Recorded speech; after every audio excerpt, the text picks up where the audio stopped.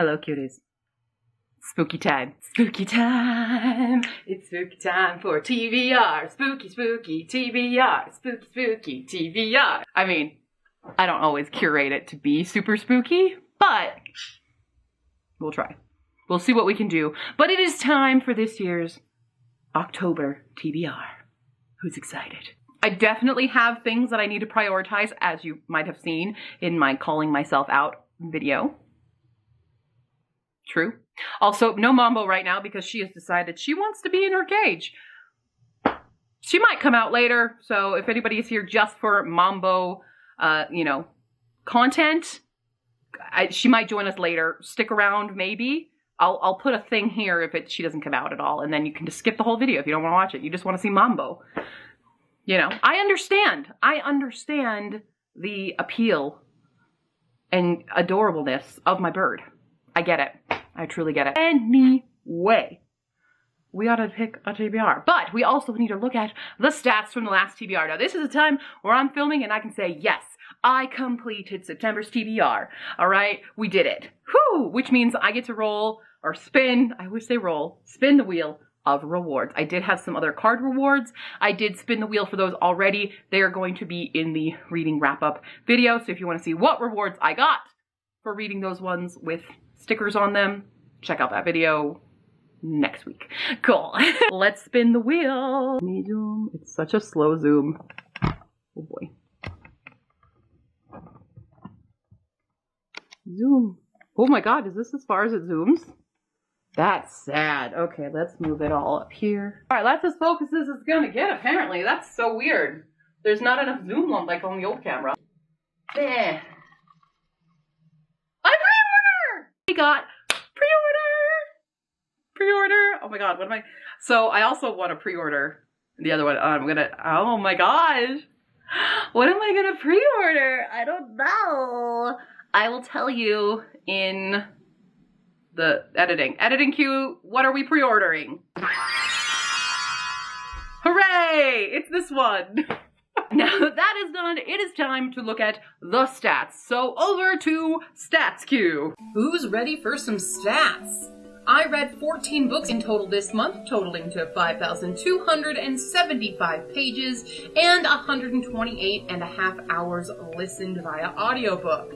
It took me 3.78 days on average per book, and with a pretty good average rating this month of 4.14 stars. I read predominantly YA books with 9 and 5 adult reads, and I had a bad month for physical reads with only 1 physical, 1 ebook, and the other 12 were audiobooks. I technically started another physical, but did not finish it this month. This month is full of weird situations because I guess I technically read 6 standalones, but 2 of those books, Jadefire Gold and The Book Eaters, might have sequels, but nothing is announced, but based on the endings, I wouldn't be surprised if we got one. I started 5 new series, and I did finish 1, but the other fun stats is that my classic this month, I had no idea was actually a sequel. And then The Lives of Saints was more of a supplemental to the Grishaverse, so it gets to be its own thing. In the genre breakdown, we went hard for fantasy with 11 books, followed by 3 contemporaries, and that's it. That's all the genres, but I did have a variety of fantasies from high, dystopian, adventure, paranormal, etc. I had 6 books with queer representation, but only 3 of those were POV characters. Then 4 of the books I read this month were by BIPOC authors. And while I didn't read any of my 22 of 2022 books this month, I did knock out 6 brand new releases this year. And that's it. Back to the video. Thank you, Stats Q. Now we are going to see how many books I have to read in October. All right, I got some new dice as well. They're just regular ones, but they show up on camera pretty nice. 11! Oh, shit. Uh-oh. Got 11. It's fine! It's fine! It's spooky season. I want to read a lot of books. We definitely have a lot to get through. So, don't forget, Q, put Rule of Wolves on your TBR. Put it on there. Q, put it on there. Let's get into the rolls. Roll number 1 of 11. Where are we moving, Quarmy? 6, I get to choose. Okay, now we do have a lot of danger. However, I need to remember to use those rewards too. So, let's be dangerous. Let's go to 3. 3? 3's dangerous. I always land on the friend family thing. All right. We're going to 3. We are moving. 7. 1, 2, 3, 4, 5, 6, 7. Right on a regular book. Let's see what card we're gonna do. It's gonna be this one. An adult. Let's choose an adult book. Who's adult? We're going with one of my 22 of 2022 books, and that is Very Sincerely Yours by Carrie Winfrey. I will have to physically read this. I do know that. But this is Carrie Winfrey. He writes some really cute rom-com kind of stories. She wrote Waiting for Tom Hanks and Nothing Like the Movies. Have I read anything else by Carrie Winfrey yet? But they're very cute books. I really like those. This is her, I don't think this is her absolute newest one now, but it was new when I bought it. It's last year, 2021. So, Very Sincerely Yours, let's see what it's about. Teddy Phillips never thought she would still be spending every day surrounded by toys at almost 30 years old. But working at a vintage toy store is pretty much all she has going on in her life after being unceremoniously dumped by her longtime boyfriend. The one joy that she has kept is her not-so-guilty pleasure, Everett's Place, a local children's show hosted by Everett St. James, a man whom Teddy finds very soothing and, okay, cute. Teddy finds the courage to write to him, feeling slightly like one of the children who write to him on his show. He always gives it sound advice and seems like he has everything figured out, and he pretty much does. Everett has a great support system, wonderful friends, and his dream job, but there is still that persistent feeling in the back of his mind that something is missing. When a woman named Theodora starts writing to Everett, he is drawn to her honesty and vulnerability. They continue writing to each other, all the while living their lives without meeting. When their worlds collide, however, they must both let go of their fears and figure out what they truly want, and if the future they want includes each other. It's gonna be cute, okay? It's gonna be cute. But not exactly the spookiest book for October, but I'm not a mood reader. I can read anything, anytime. Roll number 2. We are moving to 1. Buzzword bag on this one. I would zoom, but apparently my zoom is not great on this camera, so sorry. Don't worry. There's a new TBR game coming next year. So we've got 3 more rounds with this baby. And then, well, 2 more after this one. That's 6. 1, 2, 3, 4, 5, 6. Again. Eckyard. Let's see if I have any I want to discard. Because I've got 3 discard prompts. Wah! Alliterative. This might be one I discard. I might use a discard prompt. Let me see if anybody's in alliterative title. We've got Wicked Like a Wildfire by Lena Popovic, another one that I was supposed to have read years ago and have called myself out for reading. So if I didn't read this one, I would thus have to get rid of it. So, and this is also, should be a spooky read though. It should be a witchy one. What is it about? All the women in Iris and Melina's family are born with a gleam, a unique way of manipulating beauty through magic. 17-year-old Iris sees flowers as fractals and turns her kaleidoscopic visions into glasswork. Her twin sister Melina interprets moods as music, and their cold, distant mother, Jasmina, bakes scenery into decadent treats at her confectionery in Old Town Cattaro, Montenegro. Jasmina forbids Iris and Melina to share their gleams with anyone, and above all, she forbids them to fall in love. Being discovered could shatter the quiet lives they've built in their tucked-away seaside town.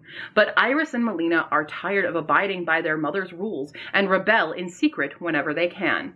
Yet when a mysterious white-haired woman attacks their mother and leaves her hovering between life and death, the sisters unearth an ancient curse that haunts their line, a wicked bargain that masquerades as a blessing and binds the twins' fates and hearts to a force larger than life.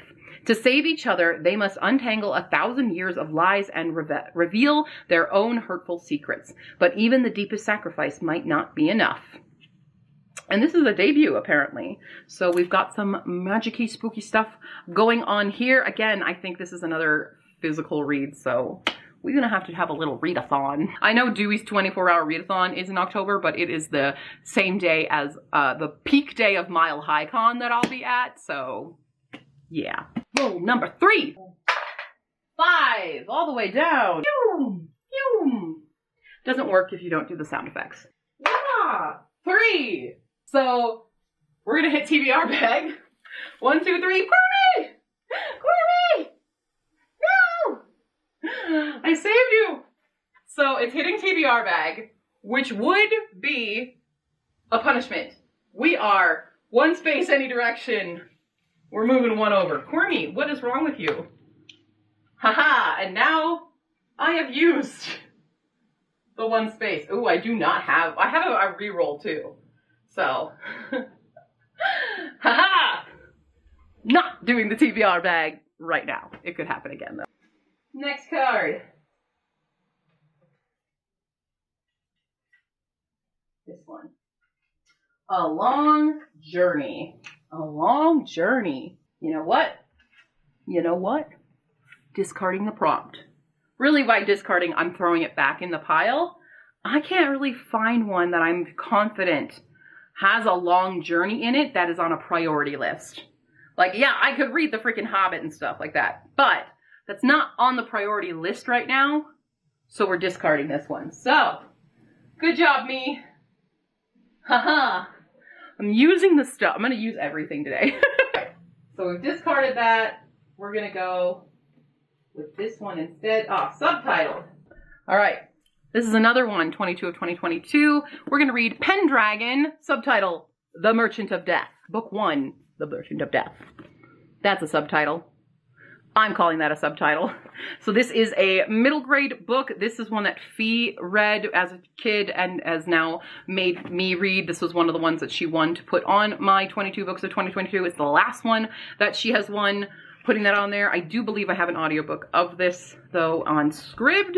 But let's see, what is this about? Because I never read these. Bobby Pendragon is a seemingly normal 14-year-old boy, but there is something very special about Bobby. He is going to save the world. And not just Earth as we know it. Bobby is swept off to an alternate dimension known as Denduron, a territory ruled by a magical tyrant and plagued by dangerous revolution. If Bobby wants to see his family again, he's going to have to accept his role as savior, because, as he is about to discover, Denduron is only the beginning.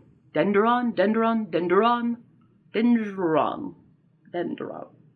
There's a lot of books in this series, so we'll see if we like this. Put the card in the book, you know, so it's a bookmark. Roll number 4. Oh, bam. 1, back up to 1. All the way up to 1 again. All the way up.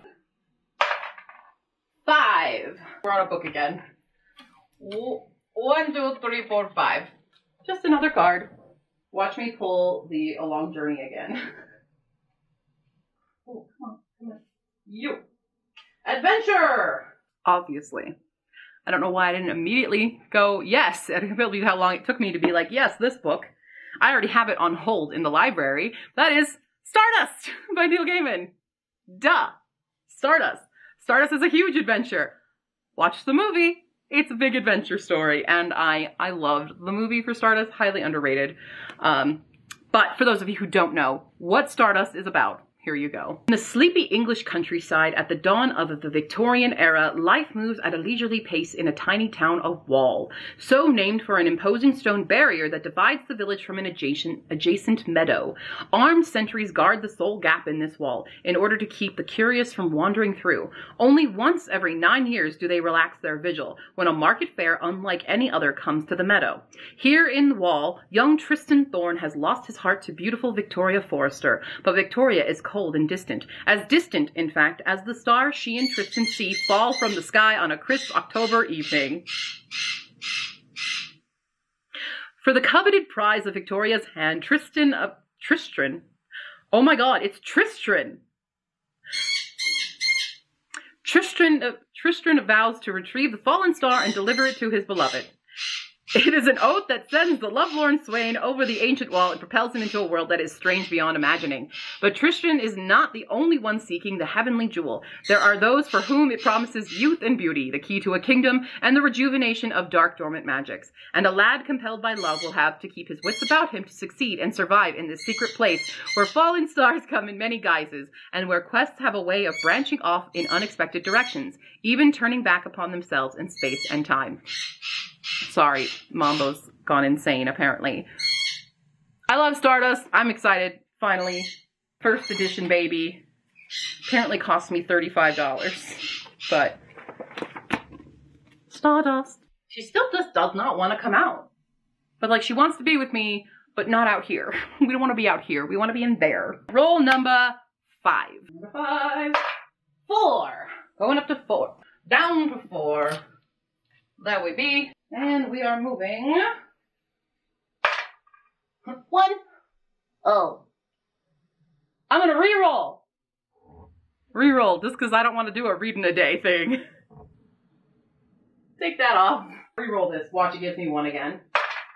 2! That'll do it. 1, 2. Perfect. Okay, let's see here. Let's go with this one. Faye! Ooh, I know exactly what we're gonna do. We're gonna do, yeah, Enchantment of Ravens by Margaret Rogerson.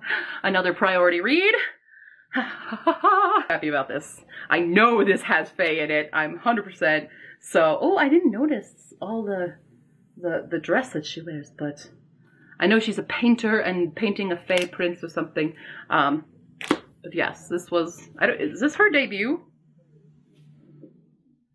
I don't know if this is Margaret Rogerson's debut or not, but it came out before Sorcery of Thorns. I can tell you that much. This came out in 2017. I don't know. What's it about? Every enchantment has a price. With a flick of her paintbrush, Isabel creates stunning portraits for a dangerous set of clients, the fair folk. These immortal creatures cannot bake bread or put a pen to paper without crumbling to dust. They crave human craft with a terrible thirst, and they trade valuable enchantments for Isabel's paintings. But when she receives her first royal patron, Rook, the Autumn Prince, Isabel makes a deadly mistake. She paints mortal sorrow in his eyes, a weakness that could cost him his throne and even his life. Furious, Rook spirits Isabel away to his kingdom to stand trial for her crime. But something is seriously amiss in his world, and they are attacked from every side. With Isabel and Rook depending upon each other for survival, their alliance blossoms into trust, perhaps even love.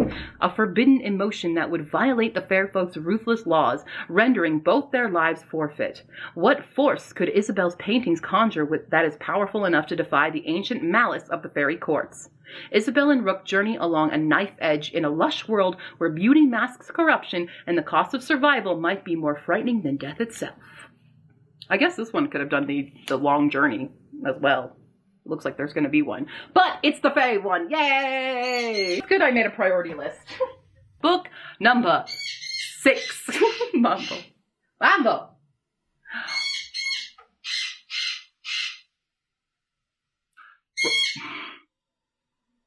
Roll number 6. We are moving to 6. I get to choose. So nowhere is really safe for me.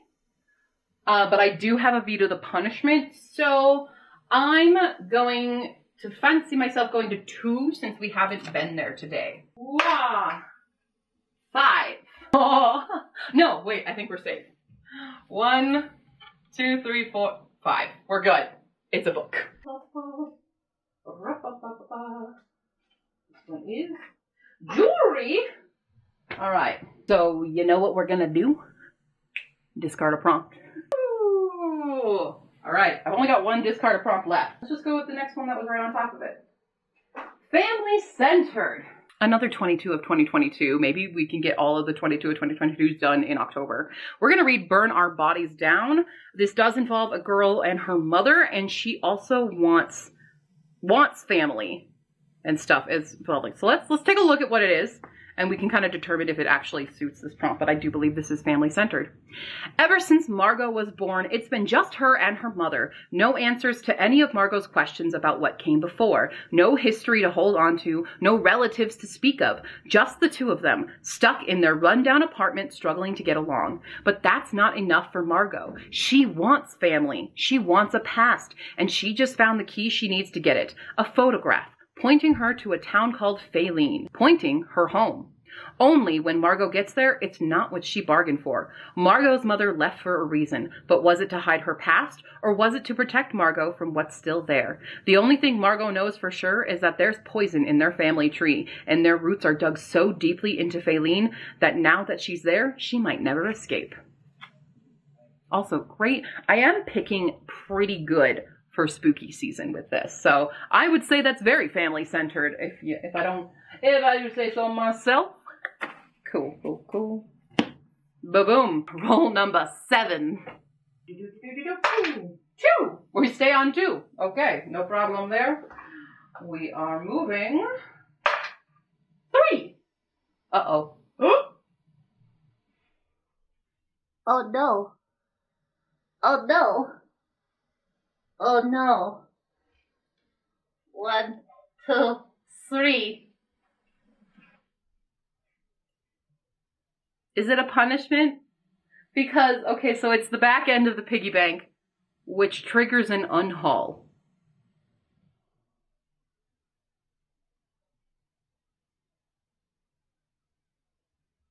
It's not a punishment, really. I mean, it is a punishment, but it's not like the punishments I'm talking about here is vetoing the icon hit counter punishments or the wheel punishment. That's just what's triggered by that icon.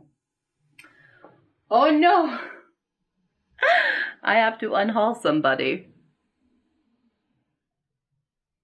But I'm not doing it from the priority list, because they're already on the thing of it. Hold on. Oh no! Alright, I've got 2 options here. I'm sad about it, but I feel like these are going to be both very, like, contemporary but literary contemporaries, which are not usually... They're not my favorite thing in the world to read. So we have The Library of Lost and Found by Phaedra Patrick and The Book Charmer by Karen Hawkins. They're very similar books in that we have bookworms in this.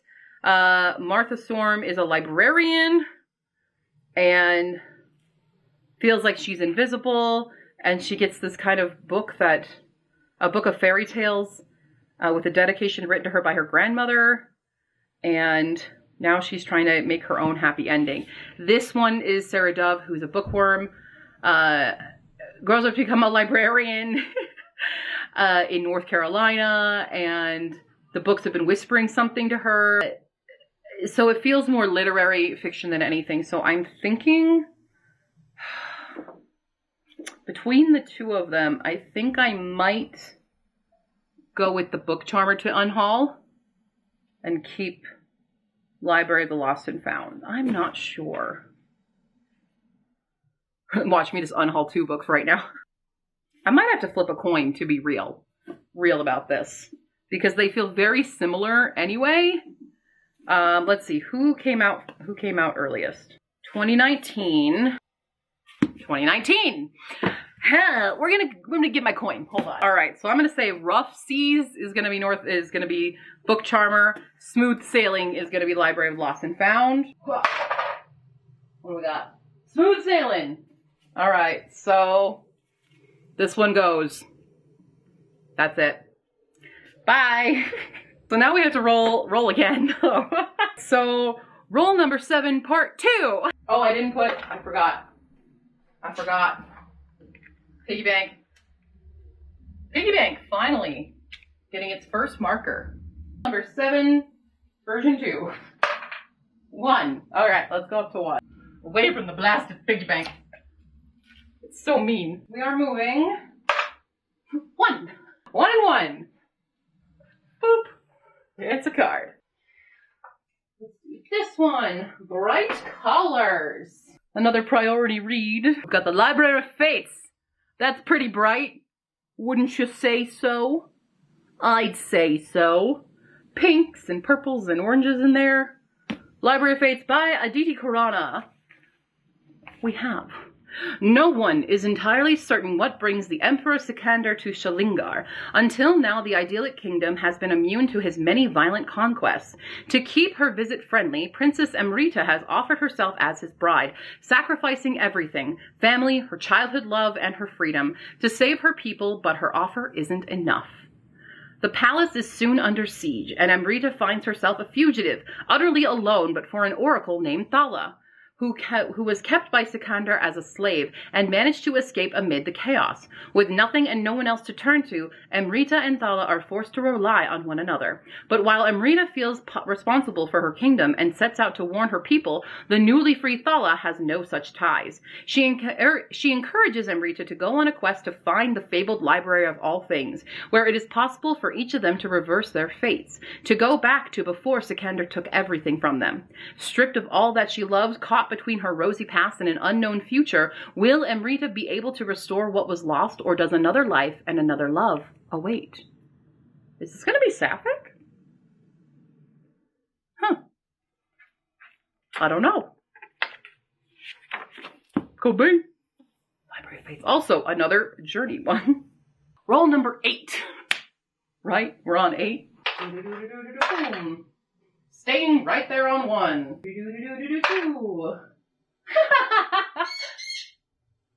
1 and 1 again. And boop.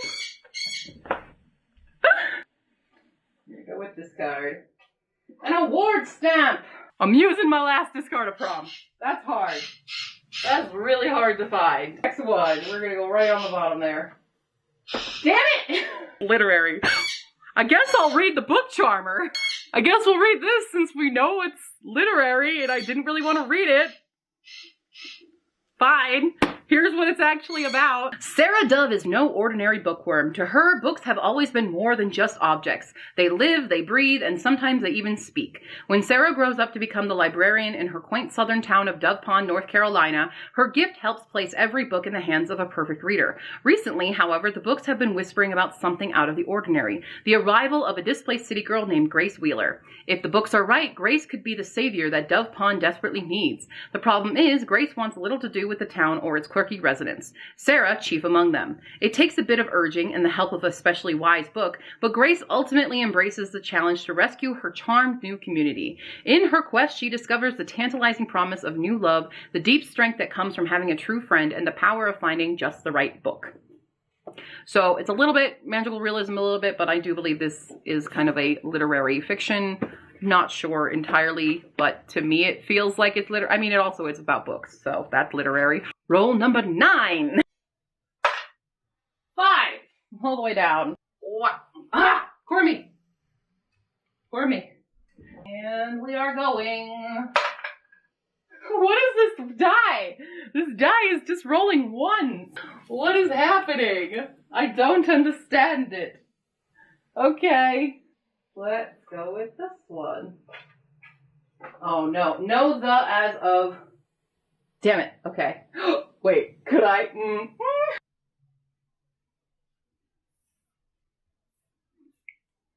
people. It's Babel. Babel! Also, this could have been a subtitled book, I realize, in Arcane History. It's Babel. This is my beautiful, beautiful copy of it. Absolutely gorgeous. In love with it. It has a very quick story here. An act of translation is always an act of betrayal. Oxford, 1836, the city of dreaming spires. It is the center of all knowledge and progress in the world, and at its heart is Babel, Oxford University's prestigious Royal Institute of Translation, the tower from which all the power of the empire flows. Orphaned in Canton and brought to England by a mysterious guardian, Robin Swift thought Babel a paradise, until it became a prison. But can a student stand against an empire? So I don't even really know. Everything. This is by R.F. Kuang. Highly anticipated release this year. I already have it on hold in my library. I don't know if I will get it as an audiobook, so I will at least physically read it. If not, we have a lot of physical reads well. Babel. Roll 10. Is that 10? 2 more to go. Roll number 10. 1. It's all the ones right now. What's the world trying to tell me? If this die rolls a 1 again, we are having an issue. 11! Okay. 11. 1, 2, 3, 4, 5, 6, 7, 8, 9, 10, 11.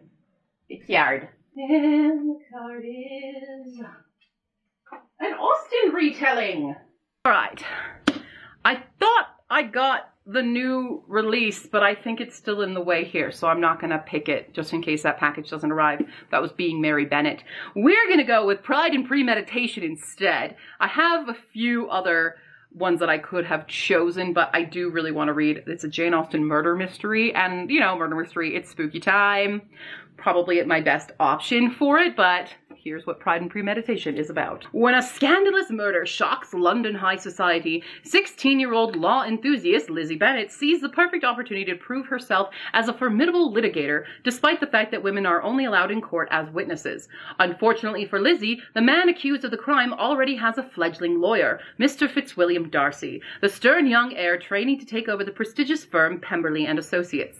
Convinced the authorities have blamed the wrong person, Lizzie vows to steal Darcy's client and solve the murder so that she can earn a position of her own. But as the case and her feelings for Darcy become more complicated, Lizzie discovers that her dream job could make her happy, but it might also get her killed. There we go. There's a few others that have already come out. I believe Sense and Second Degree Murder is the second one. And there are, I think the Emma one came out. I think there's already 4 books out for this. 3 or 4 books are already out. This is by Tirzah Price. And yeah, I'm excited to read this one for sure. Last roll. 6! I gotta choose my last fate? Let's go to... Oh God, it has to be, I have to get Rule of Wolves. What did I say at the beginning of the video? Please land me on a mood read. Please land me on a mood read. Please land me on a mood read. 12? 12? 12? 1, 2, 3, 4, 5, 6, 7, 8, 9, 10, 11, 12. Shit. Let's hope for the card. I'm gonna try to bend this so much. What do we got? Female protag, yes! We're doing Rule of Wolves before I forget about it. There's 2 female protags. We have Zoya and Nina in this. Oh, I chose big books again. I have some big books on here. I almost didn't do, and I didn't do my classic yet. So we're gonna end up reading 13 books this month. Well, we'll read more, obviously, but again, this is another one that I have to physically read. I do not have the audiobook for it. I can't tell you anything about it. Obviously, I don't want to spoil it for anybody. Read King of Scars. King of Scars is great, but we need to read this. I don't want to unhaul this one on accident via my punishment. But yes, we have Nikolai, Nina, and Zoya as our protagonists in this, our POVs. So 2 out of 3 protagonists are female. Whew. Whew. Whew. Oh, I almost really shamed myself for that one. Okay, we need to figure out what our classic for the month is going to be. Our classic is going to be, oh, a short one. Perfect. Absolutely perfect. Not spooky though. Not spooky at all. You would think with the title Black Beauty, it would be a black book, but it's not. All right, by Anna Sewell. All right, we have Black Beauty. I don't think I ever read this as a kid, to be honest. But that is our classic for the month. Not spooky. Kind of wish I'd gotten like Dracula or Frankenstein or something. That would have been, or Dr. Jekyll Hyde. I thought those would have been better classic reads for October, but sure, why not? We have not done the drawing for the indie book yet, as of today. I will probably need to get onto that sometime soon. But insert here, the book chosen for Indie October is this one. Huzzah! There you go. Read along with me should you choose to. Oh boy. Oh god. Oh god. Okay. Alright. Oh baby. Oh Babel! Why are you so big? There's a lot of big books in this. They're not too bad, but like... Lord. Whoa! Oh my god. Alright.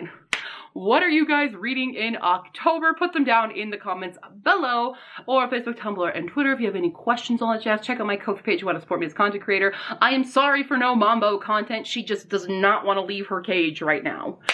She did have a vet appointment yesterday, so there is that. All right. Have a lovely day, everybody. I don't know. I'm going to go now. Bye.